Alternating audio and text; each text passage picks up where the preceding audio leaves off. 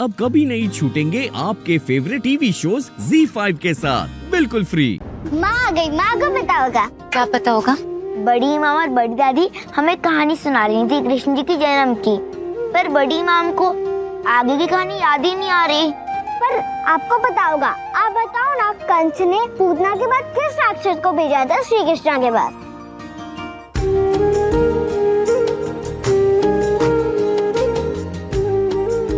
कंस ने पूतना के बाद तृणावर्त को भेजा था।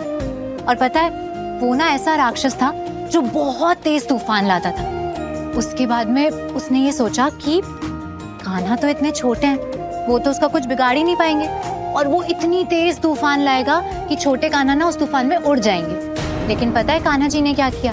कान्हा जी ने ना ऐसे उसे मार दिया। और उसके बाद कंस ने वत्सासुर को भेजा, जो कि बछड़े का रूप लेके। बछड़ा पता है आपको? हाँ। बछड़ा मतलब गाय का बच्चा। बछड़े का रूप लेके कान्हा जी के घर में घुस गए, और कान्हा जी के घर में जो बाकी बछड़े थे ना, उनके साथ में मिल गए।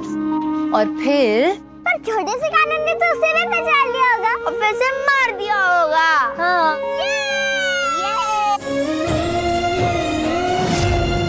लक्ष्मी माँ, आगे बताओ ना क्या हुआ? उसके बाद ना कंस ने और बहुत सारे राक्षस भेजे थे, लेकिन कान्हा जी ने ना किसी को भी नहीं छोड़ा, सब मारे गए। और उसके बाद फिर कंस ने सोचा कि अब मैं और क्या करूं?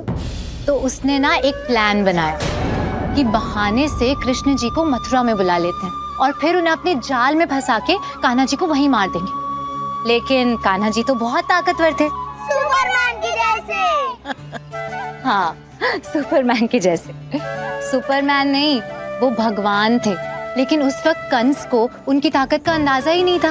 फिर पता है क्या हुआ?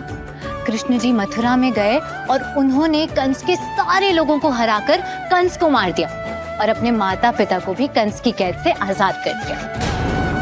कृष्ण जी सच में बहुत बहादुर थे। मैं भी उनके जैसे बहादुर बनूंगा। हाँ, मैं भी उनके जैसे बहादुर बनूंगी। ठीक है, बिल्कुल बनना। पर पता है, कृष्ण जी के जीवन में ना और भी बहुत सारी चीजें हुई थी। हम सबको उनके जीवन से कुछ ना कुछ सीखना चाहिए। पर लक्ष्मी माँ, आज तो कृष्ण का हैप्पी बर्थडे है ना, तो इसको जन्माष्टमी क्यों कहते हैं? जन्माष्टमी। अरे ये तो मलिष्का बता देगी, इतना तो पता होगा कि नहीं? हाँ दादी, मुझे पता है। इस दिन कृष्ण जी का जन्म हुआ था, इसलिए इस दिन को जन्माष्टमी कहते हैं। पता है मुझे।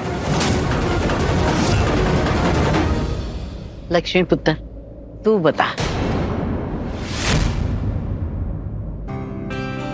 जन्माष्टमी ना दो शब्दों से बने, जन्म और अष्टमी।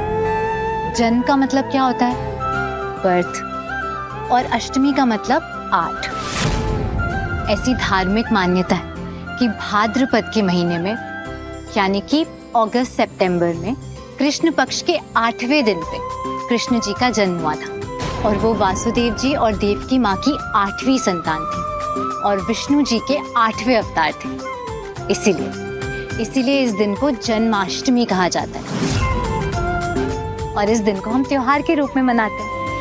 तो हम भी मनाएंगे, ये हम भी बोलेंगे happy birthday Krishna ji. ZEE5 app download करें और देखें सारे एपिसोड्स बिल्कुल फ्री।